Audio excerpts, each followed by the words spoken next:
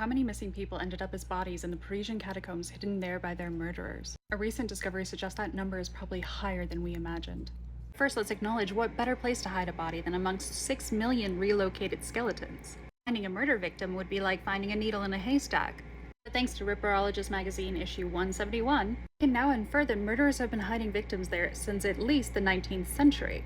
Nearly a decade of detailed research by Fabrice Bourlon saw that the Parisian torso murder of 1886 in Montrouge shared many of the same qualities of the MO of the Jack the Ripper murders. Thanks to his painstaking research, we can not only potentially tie this to the Jack the Ripper murders, but also the body was washed with phenol to eliminate the odor. The body was dismembered. But instead of being chopped into pieces roughly, it was as if the joints were disarticulated, as if they were rest apart, therefore leaving no marks on the bones. They would stack like any other limbs in the catacombs. It was then bound into 3 packages, each found in pretty public locations in Montrouge. One of these packages was thrown up on the embankments that we see here of the Petite Ceinture, the Little Belt Railway.